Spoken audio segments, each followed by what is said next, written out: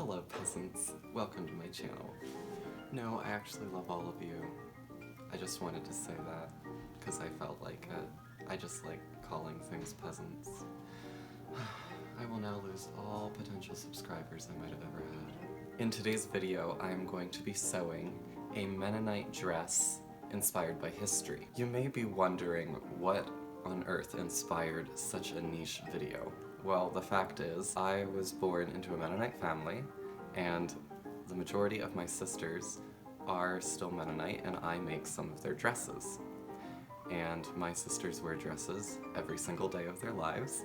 In this video, I'm not going to go into the reasons why Mennonite women wear dresses. That's not the purpose of this video. This video is simply showing you my sewing process of the garments. If you want to learn more about Mennonites and the reasons why they do things, the way that we live, stuff like that, I will put some links down in the description below for you to check out if you're interested. The patterns that I use for my sister's dresses are just patterns that have kind of been handed down, and they're altered to fit each girl, so each girl has her own unique pattern, but there aren't really that many patterns that have been produced.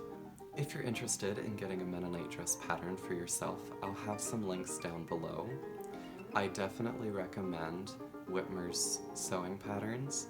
They're very nice. You can pick the pattern to your specific size, which is super great because you can get a pretty good fit right away. In the last 20 years, some other dress styles have been coming into the Mennonites, and Whitmer's Sewing also sells variations of these patterns as well. So it's a really great place to look if either you're a Mennonite girl and don't have a pattern that fits well, or if you're a person interested in sewing Mennonite clothing or studying it and would like to get kind of a full range perspective of a lot of the different styles of dresses that Mennonite women wear today. So a little bit of background for this project. I love sewing historical costumes, especially dresses. I got this idea a couple years ago that girls are copying history without realizing it. Why not go back to the time period they're copying and find other fashion elements that can be easily incorporated into the styles of dresses that girls are wearing nowadays, just to give girls a lot more options in their dress. It's called history bounding. A marvelous YouTuber, Morgan Donner, is the one who coined the phrase history bounding. I'll put a link in the description box to the video where Morgan Donner talks about this subject. What I decided I wanted to do for this dress was I wanted to make a Mennonite dress that used an antique skirt pattern that I had in my collection that I really wanted to use. This dress is pretty much historical from the waist down. From the waist up, it has some historical elements such as gathers in the waist and some pleats around the neck. I'll give you a little bit of Mennonite fashion history. Nowadays, people can easily pick out conservative Mennonites and Amish by the way that they dress. Back in the day, it was not that easy. A shift in wardrobe was already being seen in the dresses of Mennonite women who were members of their churches back in the 1890s. During this time, a lot of revivals were taking place. These revivals brought about a revival in dress for men and women. Before a Mennonite girl joined the church back at the turn of the century, a Mennonite girl did not stand out that much from the people around her. She was allowed to wear what was currently in fashion and what was in vogue. It was after she joined the church that her dress changed completely. When a Mennonite woman joined a church, her dresses had to change to the church's standards. Traditional Mennonite dress has its roots in traditional German and Swiss folk costume. The dresses basically consisted of a skirt with a matching apron, a fitted bodice that closed down the center front, and a cape that went over the bodice to add modesty. This cape only came to the shoulder line and ended in a point a little bit past the waistline. These capes were split down the center front.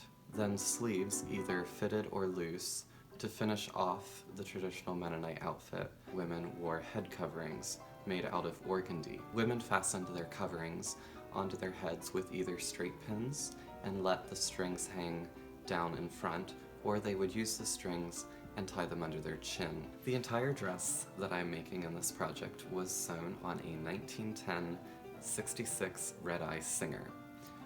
This is her right here. Her name is Consuelo, named after Consuelo Vanderbilt, because I have this weird thing where I really love names.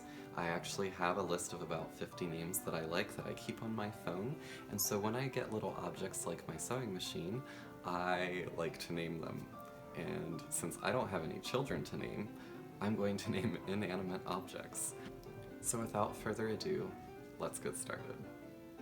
For the skirt on this dress, I used an antique pattern that I got from the Vintage Pattern Lending Library.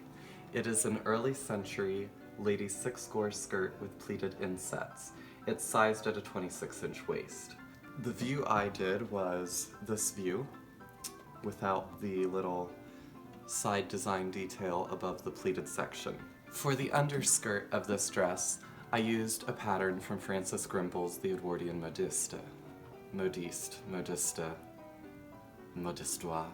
I don't know. Tell me how you pronounce it in the comments. The pattern that I used for the underskirt was the ladies' petticoat from October 1909. I started by taking the measurements of the waistline because the original pattern advertisement advertised it as a 22-inch waist, whereas the Vintage Pattern Lending Library advertised it as a 26-inch waist. The final measurement came out to around 34 inches, and my project needed to be 31 inches, so I decided to go ahead and copy the pattern, make the skirt, and then take in the extra seam allowance. I use a medium weight interfacing to transfer all of my patterns. I really like it because it's sturdy and won't rip like normal pattern paper, and you can see through it, so it makes tracing pretty simple. But in the future I might switch to using craft paper and a tracing wheel, as it would be a lot less time consuming. I always copy my master patterns and then make changes to the copies so that I do not mess up the original. After I finished tracing the skirt pattern, I went to cut out the fabric. I started by cutting out the side pleats in the skirt. I used a cotton polyester blend. For this, I do not like synthetics, but my sister did not want to have to wear a dress that she would need to iron, and so I lost the battle. And polyester cotton blends it was. Then for the main body of the skirt, I used a light gray fabric that was also a sports apparel fabric, and again it was cotton and polyester blend, except it was higher in the polyester content. The fabric has a very, very slight plastic feel to it, which I hate that, but it is what it is. Thankfully it looks like a linen from a little distance, and so I was like, okay, well at least it looks like a natural fabric, so I can be happy about that. Then I transferred all my markings from my pattern onto my fabric using a water-soluble pen and a thermal ink pen. Then I took all my fabric to the serger and serged the life out of it. The gray fabric was especially awful at fraying, and I knew if I didn't serge it, it would literally disintegrate into a bunch of threads on me. And here is some serger ASMR if you like really loud noises.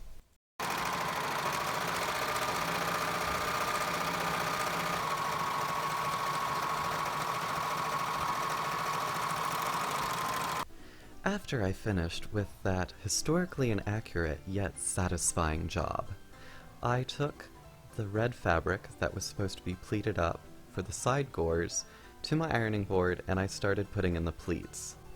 I would fold a pleat into position, and then I would spray it with a vinegar water solution, which helps keep the pleat to stay permanent even after washing. Then I ironed it and made sure that I gave the pleat time to cool, because if you move it, the vinegar water solution won't actually work. I learned this awesome tip from Jennifer Rosbrook over at historicalsewing.com. I'll put a link in the description to the tutorial where she talks about this. And here are the finished pleated sections. Before I started sewing, I set my treadle machine's seam gauge to 3/8 of an inch. Then I pinned together with right sides together the side front and the side back gores. Once they are sewn together, at the bottom they form a V which overhangs the pleated section of the skirt.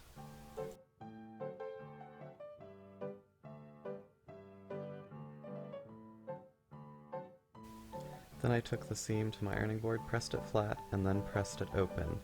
Then, at about 9 inches down, I cut a notch to allow the fabric to hang smoothly over the hip, and then ironed the seam flat. I took a thermal ink pen and marked where I wanted the fold of my hem to be.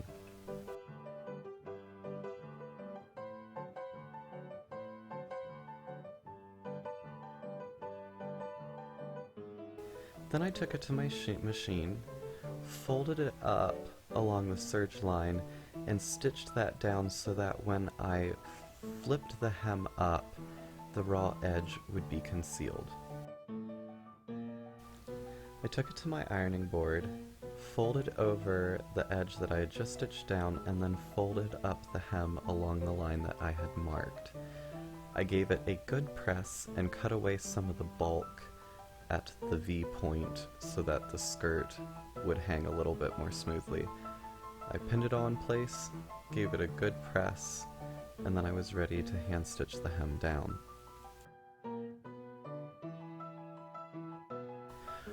For the hem, I used a variation of the catch stitch. Basically, the reason why it was a variation is because on the outer fabric I took a very, very tiny stitch so that it would not be visible on the outside, but on the hem I took a normal catch stitch width. And here is the finished hem. I love the catch stitch. I think it is such a beautiful way to finish the hem of a garment. Next, I took the front gore pleat and put a little snip at the corner. I took the red pleated fabric and with right sides together pinned it to the lower half of the front gore. Then I stitched it down at 3/8 of an inch. After I was finished, I took it to my ironing board, pressed it flat, then opened it and pressed the seam towards the front gore. Then, as the pattern directed, I folded the front gore along the pleat line to help make a little kick pleat in the front gore. I also used my water and vinegar spray to help set that pleat firmly into place. I flipped the pieces over and gave them a good press. Then I pinned the front side gore to the front gore and stitched it down at 3/8 of an inch. I stitched all the way down to where I had put the notch in the front gore.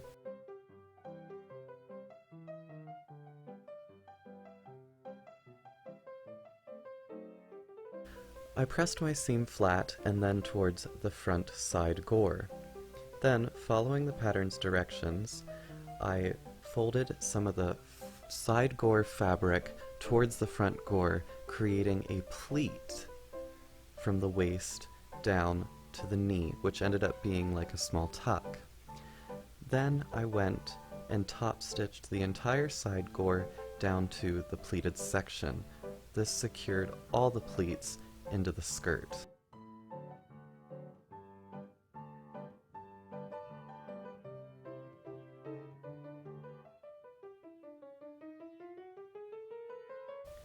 Then I stitched over the pleats and side gore again, about 3 inches up. I realized later that this was the line that I was supposed to sew, and I shouldn't have actually sewn the first line, because sewing the first line you end up with the look that the pleats are sewn into the dress instead of falling gracefully from out underneath it. After I'd finished sewing those 2 lines, I pressed it all flat.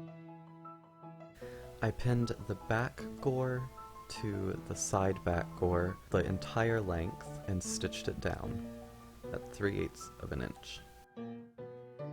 I want to point out here that I usually sew my skirt seams from the hem to the waist because it decreases the chances of the skirt seam puckering than if you sew it from the waist down to the hem.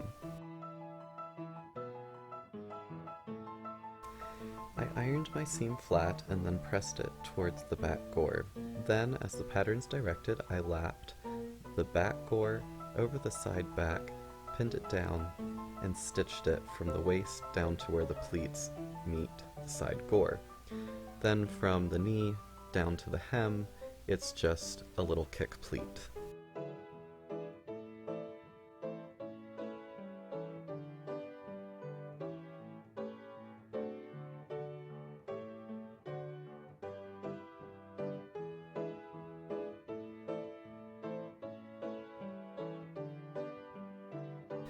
I knew that the skirt was going to need a petticoat underneath to keep it from hanging flat. So I used a pattern from Francis Grimble's Edwardian Bodice. This was such a wonderful experience. The book was super easy to understand, and using the tapes that were to the specific proportions that I wanted, I ended up with a petticoat that was drafted to the exact measurements that I needed for my project. 10 out of 10, I recommend this book. I ended up with 4 pattern pieces, a front, 2 side gores and a back, and then a leg ruffle. I used pre-stiffened 100% cotton organdy that I got at Vogue Fabrics. And here is some cutting ASMR.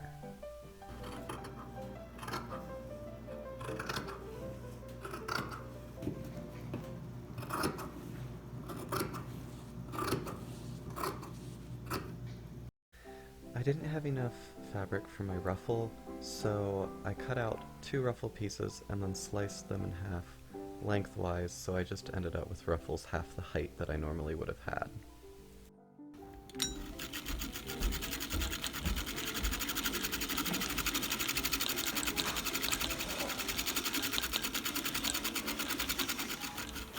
In that clip, I was threading my bobbin. In this one, I'm threading my machine to get it ready for sewing.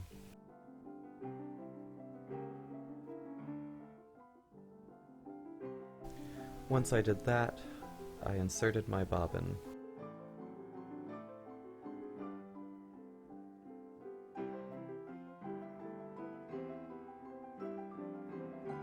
I French seamed my 4 ruffle pieces together, starting with wrong sides together and sewing at 1/4 of an inch. Then I trimmed it down to 1/8 of an inch. Then with right sides together, I stitched again at 1/4 of an inch.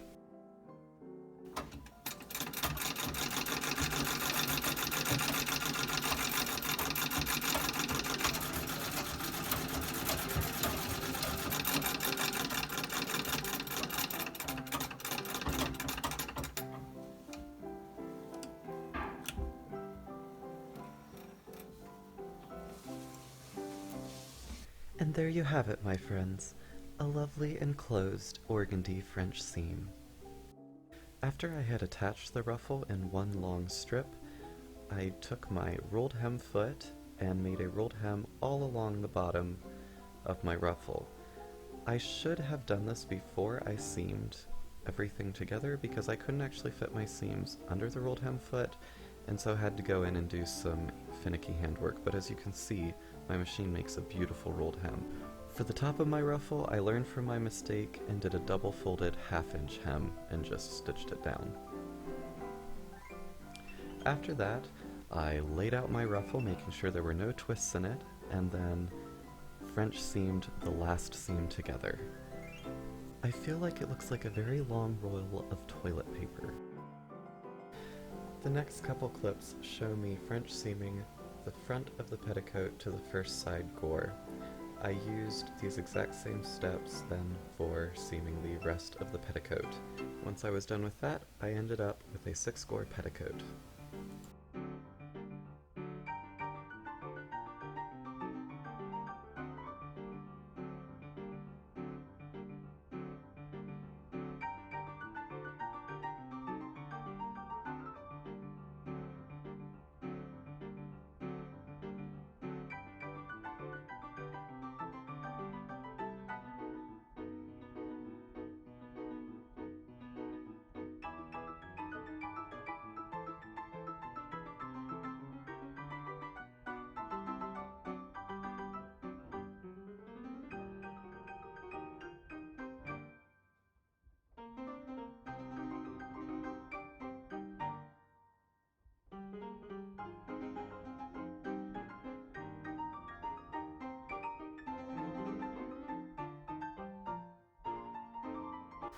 Once I had my petticoat panels seamed together, I started cutting out the bodice of the dress. For this I used my sister's cape dress pattern, and I started by cutting out the sleeve, the back, and the cape back.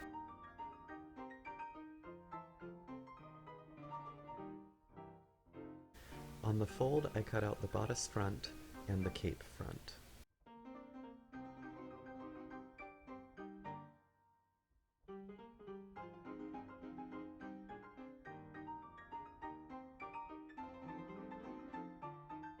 I started constructing my bodice by sewing together the waist darts on the front and back pieces as well as the cape back. I pressed my darts towards the center front and towards the center back. With right sides together, I stitched the bodice front and back seams at the sides and the shoulders. Then I took the cape front and back, right sides together, and stitched them at the shoulder line. I pressed my seams flat, then open.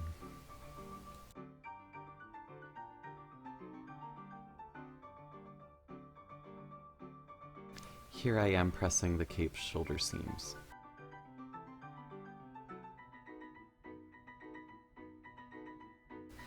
I marked my cape hem at 1/2 inch with a thermal ink pen.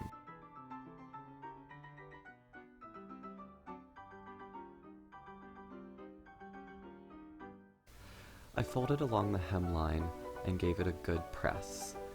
Then I folded in 1/4 inch to encase the raw seam and pinned in place.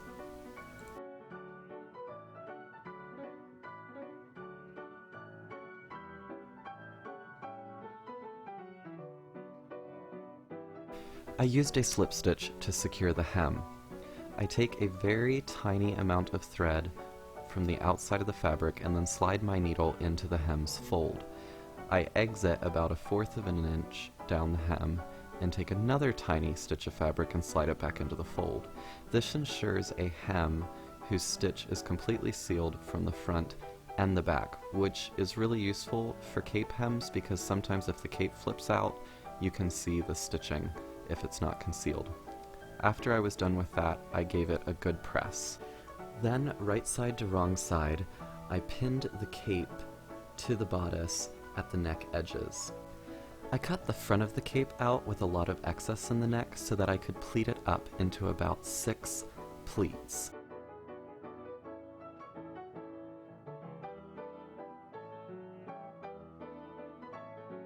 Before I put my pleats into place, I matched together the front center cape to the front center bodice, and then installed 3 pleats on each side.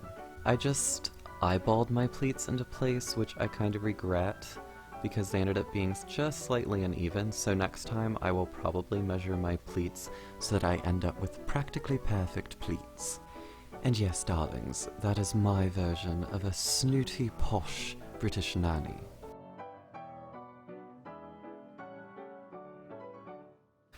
After my pleats were set in, I took it to the machine and stitched all the way around the neck.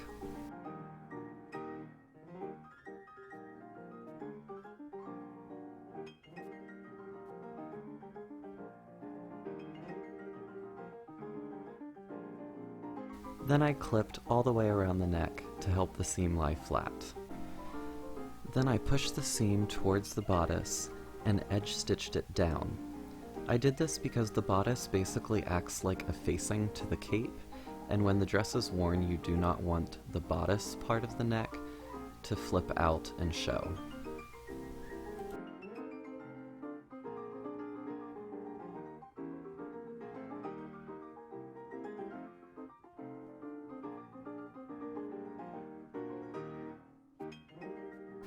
I gave the seam a good press, paying special attention to the pleats in the neck. My next step was to sew the cape down at the waist to the bodice. For this, I ran 2 rows of gathering stitches into the cape since I cut it with a lot of excess.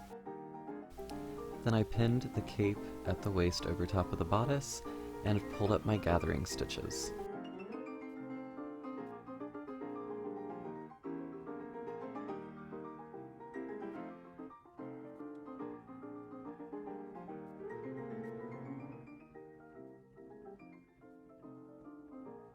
I stroked the gathers to ensure that they were even before I basted them down.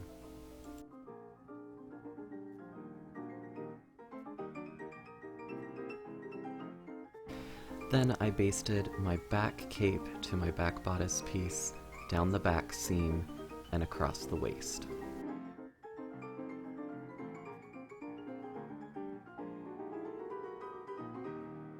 Then it was time for sleeves. With right sides together, I stitched the arm seam. With right sides together, I matched the top of the sleeve to the shoulder seam and the bottom of the sleeve to the underarm seam. And then I pinned it all in place and stitched it up.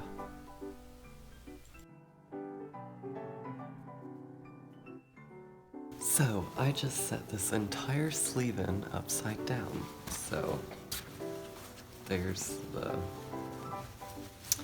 neck edge, and here's the bottom of the sleeve. And here's the waist edge, and here's the top of the sleeve. So, I'm gonna have to rip this out and put it back in the right way. After I fixed my happy little accident, or not so happy, I took it to the serger and serged around the entire armhole because by that point it was fraying pretty badly.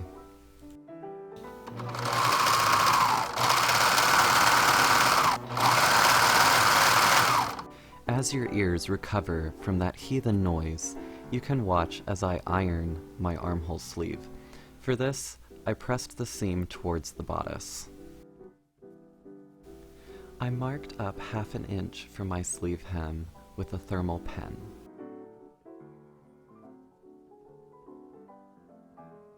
I folded the hem up along the edge I had drawn and stitched it down. I did not do a double fold since the hem was serged. I gave it a good press. Then I went and I measured all my waistlines and figured out that my main skirt was 3 inches too big, so I took 1.5 inches off of each of the side gores.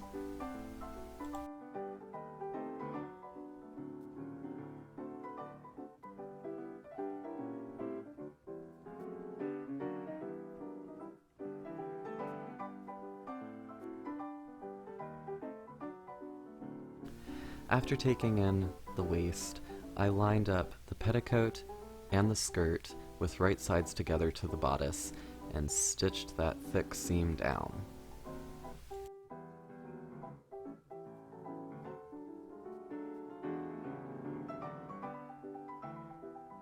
Then it was time for me to mark the hem. I marked it with a thermal pen at 1/2 inch all the way around.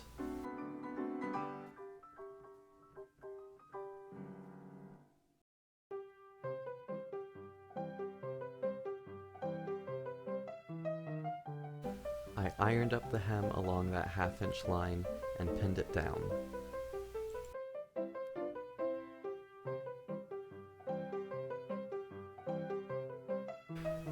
For the hem, I did a sort of invisible whip stitchy thingy-mabooey. Essentially, it consisted of taking a tiny stitch of the fabric and then sliding my needle through the hem, then back over to the fashion fabric, taking a tiny stitch and then taking a stitch into the hem. Then I re-ironed all my pleats in place since the hemming had created some thickness. Again, I used my vinegar water solution and let my pleats cool. Then I took my scissors and made a little snip at the front gore seam. This allowed the kick pleat to lay flat, because after hemming, it wanted to buckle out.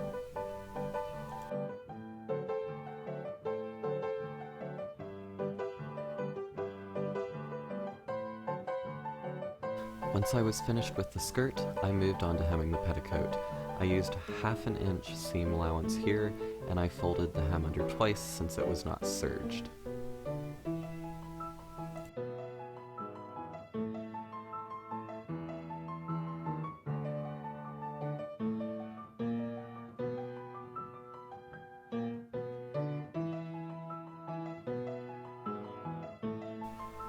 Like I had done with my cape hem, I used an invisible slip stitch to secure the petticoat hem. This hem will be hidden under a very full ruffle and a skirt, so you might be wondering, why on earth am I hemming it by hand? Well, even though this project isn't 100% historically accurate, I still really enjoy hand sewing, and I like doing period techniques when I have the time and feel like it. Hand sewing is also really relaxing for me, and it's a great thing to do in my spare time. I gave my hem a good press.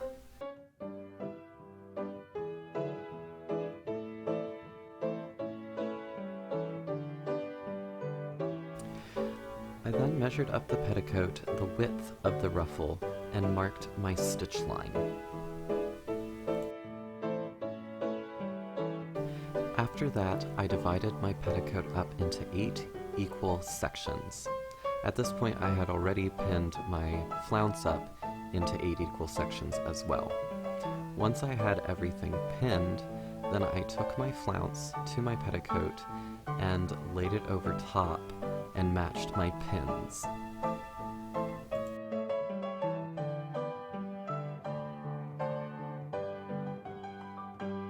I pinned the flounce to the petticoat right sides together, and you'll notice that I have the flounce facing up towards the waistband. This is to make it so that when the seam is sewn, the flounce will fall down towards the floor, hiding the seam allowance. And because the seam allowance is so full because of the gathers, it will help kick the flounce out a little bit more.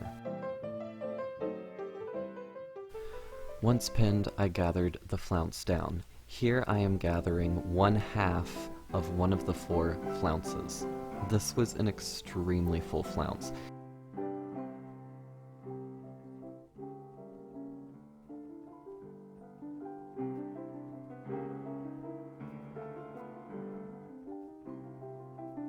After gathering, I tied my gathering threads down with a sailor knot on a pin, and then I stroked my gathers to ensure that they were even, and then finished pinning down the ruffle. And here I am gathering up the other half of that flounce piece.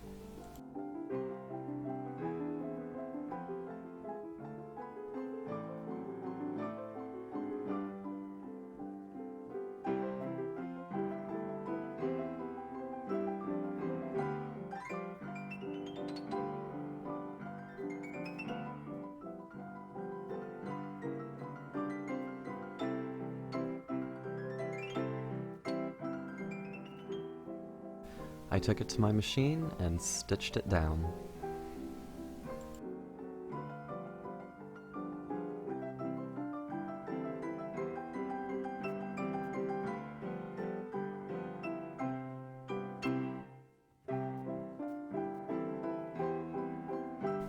My last step was sewing in a zipper down the center back.